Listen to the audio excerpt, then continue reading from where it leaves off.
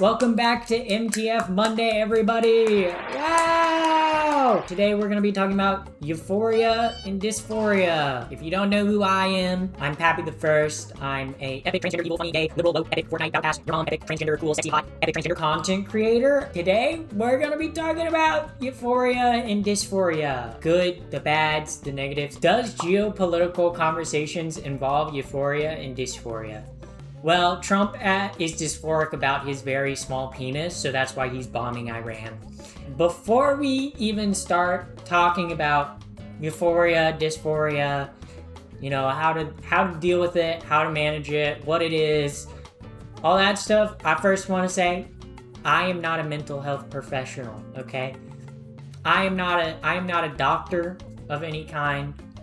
I am solely speaking from my own experience with euphoria and dysphoria and the time that I have spent with mental health professionals that has helped me with my dysphoria and euphoria and that stuff. Also, another thing to note, okay, if you are experiencing extreme dysphoria or whatever, or even just going through a transition, I would highly suggest seeking out a mental health professional.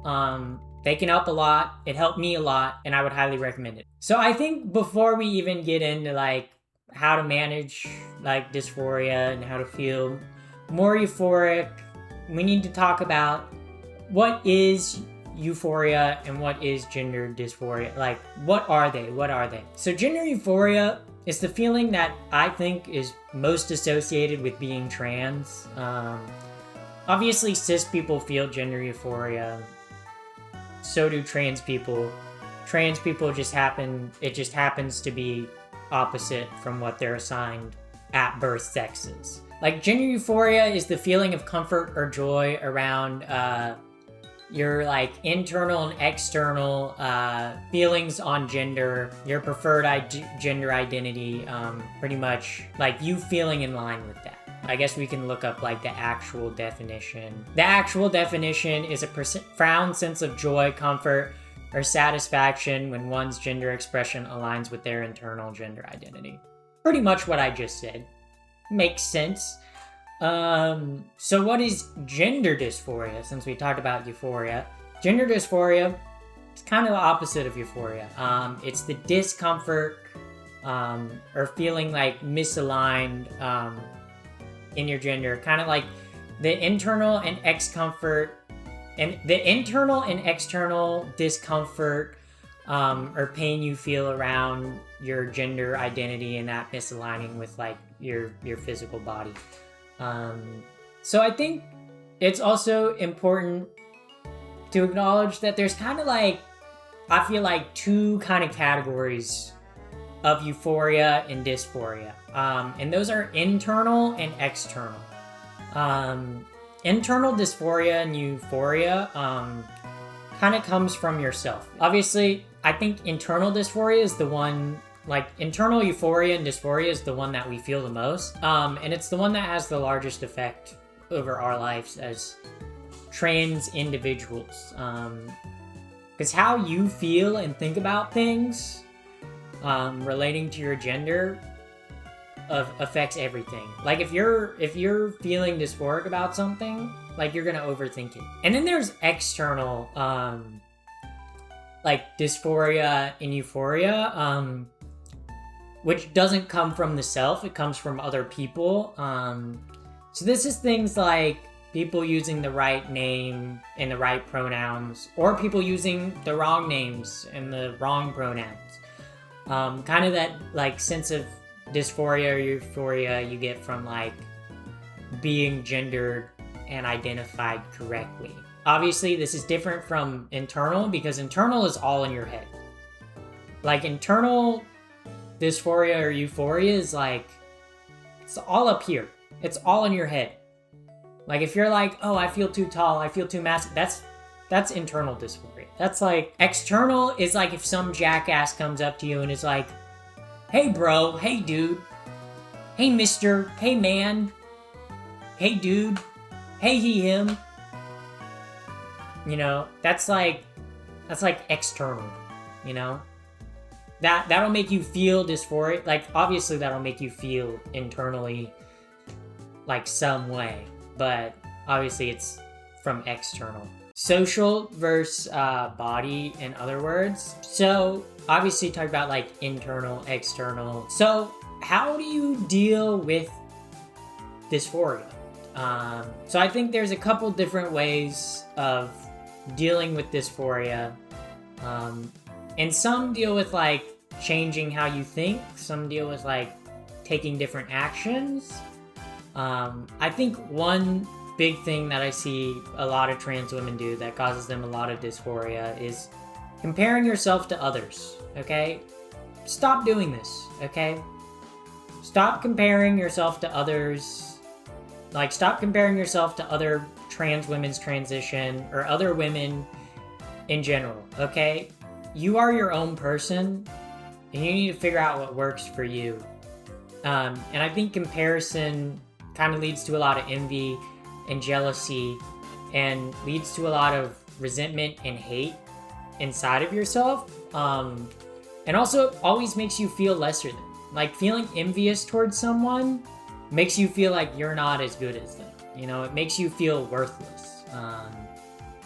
And especially when it comes to like dysphoria around your gender or whatever, like if you're constantly comparing yourself to other trans women or other cis women, you're gonna feel, it's gonna make you feel worse about yourself. I think also another way to minimize dysphoria, focus on the things you can actually change. I think so often I hear a lot of trans women focus on things that are out of their control, and it causes them a lot of dysphoria. A good example of this is height. Like, you can't change your height. And I see a lot of trans women that are like, I'm dysphoric about my height. I feel like I'm too tall. Don't focus on things like that are out of your control. You can't control how tall you are. But you can feel more feminine in other ways. And obviously I have other videos on my channel talking about like makeup, hair, nails, like clothing, all that stuff. That's ways that you can feel less dysphoric and that you can take actual action on. You can't take action on changing your height. Don't focus on the things that you can't change. Focus on the things that you can change. And the things that you can't change, I think it's useless to spend time thinking about them or worrying about them, because it's not gonna get you anywhere. Like, if you're feeling dysphoric, I'm using the height example again.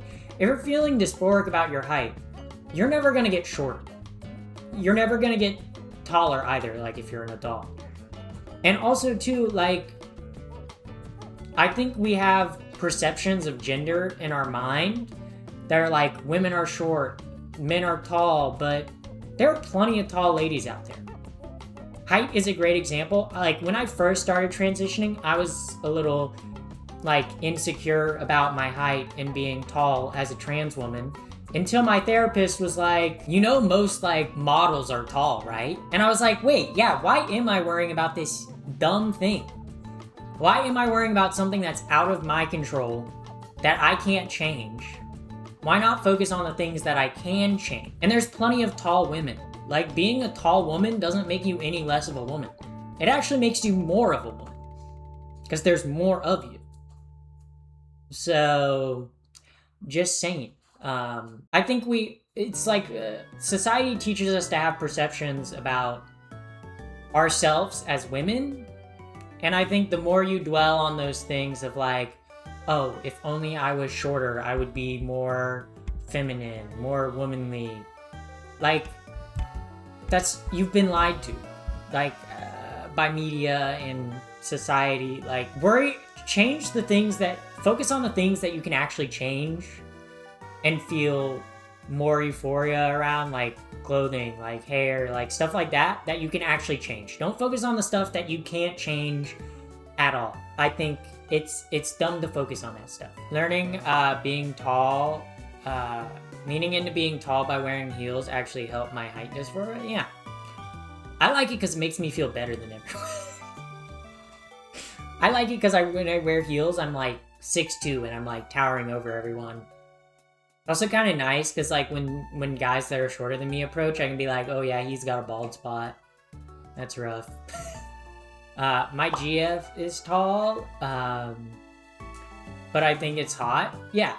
And two, I think like what you might think is unattractive and you might be insecure about, and what you might feel insecure about, someone else might see beauty in that. So I think it's pointless to dwell on the things that you can't change. I think also another thing too, if you're dealing with a lot of dysphoria or stuff like that, I think it's important to actually sit with your emotions and figure out why you are feeling the emotions you're feeling. I think so often in today's age, if we're feeling any sort of negative thought, we go like, okay, time to scroll TikTok, okay? And sure, that's a temporary patch, okay? That's like putting a Band-Aid on like a bleeding wound. Like, sure, it's a temporary patch, but you're not doing anything about solving the problem. I think even though it can be painful to sit in your own negative emotions, I think it's important to sit in those emotions and realize, like, why am I feeling this? Okay? Because sometimes you sit and you think about your emotions and you're like, wait, this kind of dumb. Why do I feel this way?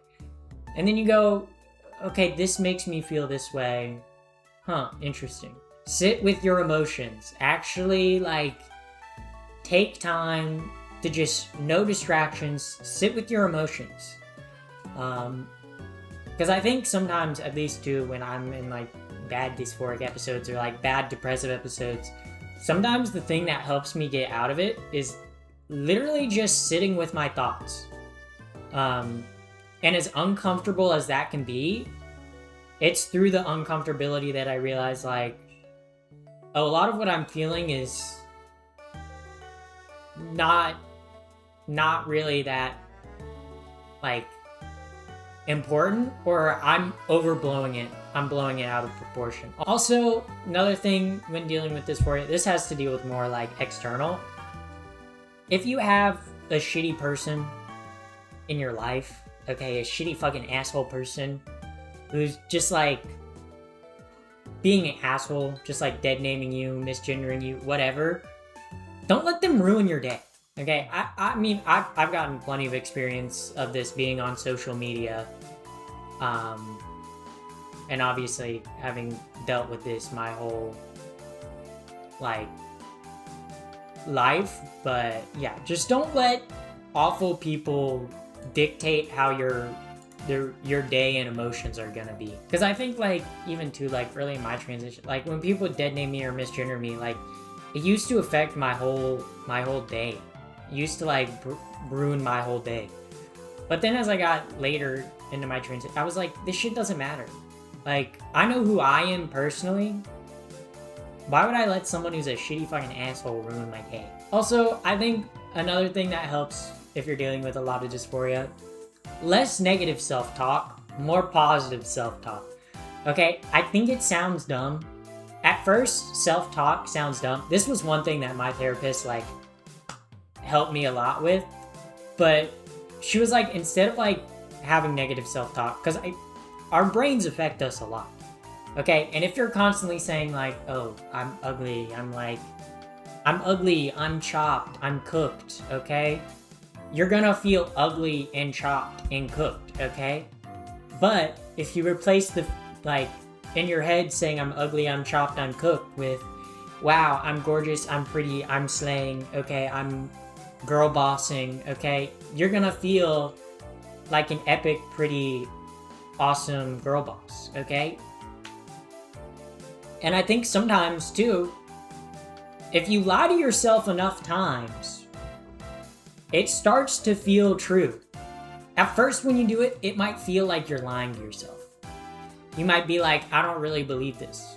But if you keep doing it, eventually you'll be like, wait, no, I am kind of a baddie. I am kind of a baddie. I am kind of pretty. So, obviously, how to feel, we talked about dysphoria, how to feel more euphoric. I guess, like I mentioned, positive self-talk. Okay? I'm telling y'all, don't sleep on the positive self-talk, okay? It makes a load of difference. I shit you not, okay? At first, when my therapist told me to do it, I thought it was bullshit. I was like, this shit's not gonna work. This is dumb. Okay?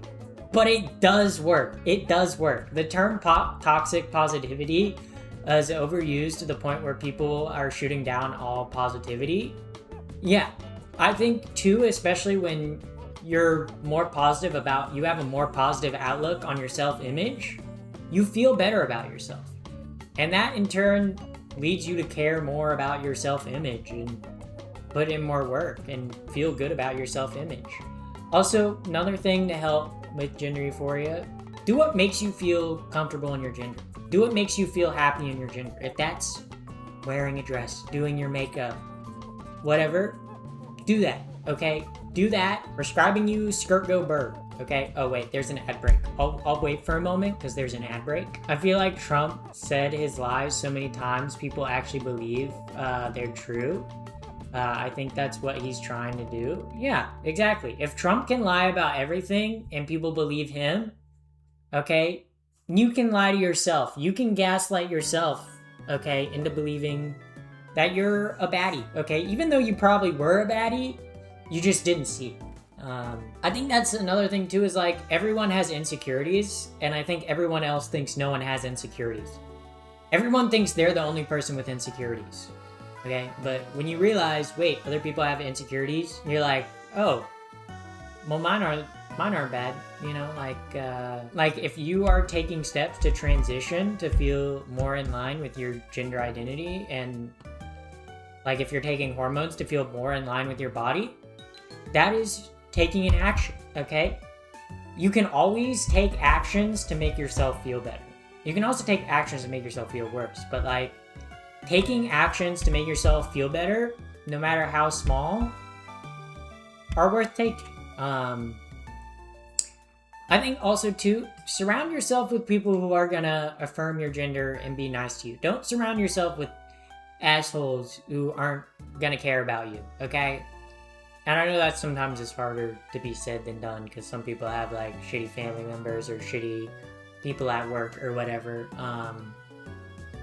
But just like, surround yourself with good people. I think this one thing that like, as I've gotten older, I've like, the importance of surrounding yourself with people who lift you up rather than tear you down makes a load of difference. I think also too, another way to feel more euphoric is like, focus on the things about yourself that you like.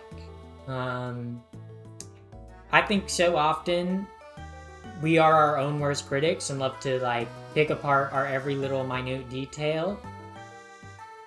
But if you focus on the things you like about yourself rather than the things you hate about yourself, your self-image will change gradually over time. And if there's nothing, if you're like, I have no redeeming qualities, I'm beyond cooked, it's like, find something. It could be like, hey, I just like this freckle. I just like this part about me, you know? All right, so what are things that have helped me with my euphoria, dysphoria, etc.? So one thing, obviously, like taking HRT and like presenting the way I do has very much helped with my euphoria and dysphoria and has made that go significantly down, okay? This one might sound a little crazy, you guys, that it has helped me a lot with my body image. But sleeping nude, okay? Sleeping nude has done wonders for my body image and self-image, okay? I feel like I sound like a crazy person when I try to tell people, like, sleep nude. Because, okay, yeah, you're listening to me be like, yeah, sleep naked. But, okay, sleeping naked, I literally did it one night because I was high and, like, super hot because my AC was broke. And then I was like, the next morning I was like, wait, I kind of feel, like, good about my body now, okay? Can we get a tutorial? You're not gonna get a tutorial of me sleeping naked, okay? But sleeping naked has made me feel more comfortable and actually more, like, connected and in line with my body. Which there's actually plenty of studies that sleeping nude is beneficial for both your like sleep health and like self-esteem. Okay? And I know I sound like a crazy person when I'm like, sleep naked, it'll actually help. Okay?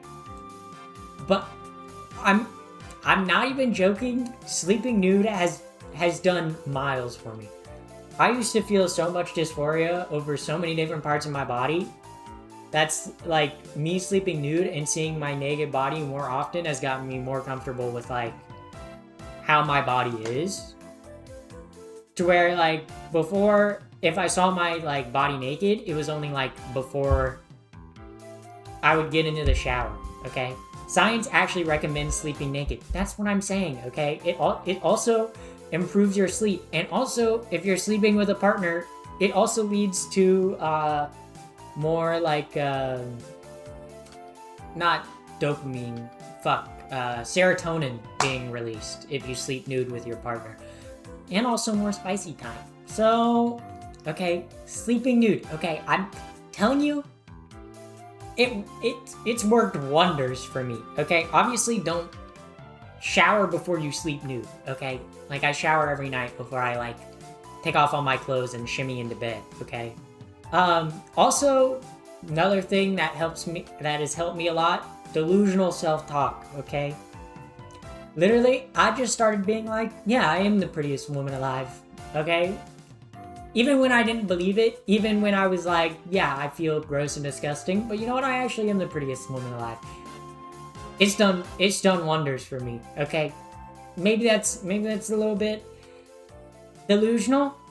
Okay, but it's helped me a lot. And the number 3 thing that's helped me is just I've stopped giving a shit what other people think. I think it's very easy to like be like, oh, I don't want to dress this way because like what if people view me as like a weird trainee? It's like, who the fuck cares? Who the fuck cares? If you want to wear an outfit, who cares if you're a little like, if you're giving a little clock, okay? If you're looking a little clocky, who cares? If it makes you happy, if it makes you feel good, if it makes you feel affirmed in your gender, then do that, okay? But yeah, stop caring about what other people think. Also, any questions or comments about euphoria or dysphoria, feel free to ask them. Absolutely, forgetting that I was trans for like a decade was kind of cool. What do you mean, forgetting that you were trans? Do you just mean like you... That is also another thing about being trans is like, the longer you transition, the more secure you feel in your gender identity. The longer I've transitioned, the more comfortable I've gotten with my own like internal gender and my body. Like I think I was pretty insecure at the start, but as I've transitioned more, I'm like, yeah, I just gotta do me. Other people don't care what I'm doing. I just gotta live my life. Like, it's all cool. I might have to stop taking HRT soon. Do you have any advice from the dysphoria that might come from that? I recommend not stopping. Because if you stop HRT, you pretty much go through like menopause. But I guess like in terms of dysphoria, whether you're on or off HRT, like you're still a woman, okay? Okay, you're still you. You're still girl boss. Okay, you're still gaslight girl boss gatekeeping. Okay, you're still slaying the house down. Okay, yeah. I think what helped me quite a lot was going all in on fem mode, rather than being kind of there in my like comfortable kind of fem zone. Yeah. I think too, like with your transition, I think it's very common and very easy to get worried about what other people might think. Like, you can get worried like, oh, if I go too femme, will people like clock me and be transphobic? But I think you gotta just like be like, yeah, there are shitty people in the world. And there are gonna be shitty transphobic people. And you can either live your life designed around what those shitty individuals might think, or you can live your life in a way where you live as your true authentic self. How tall am I? 7 foot 12.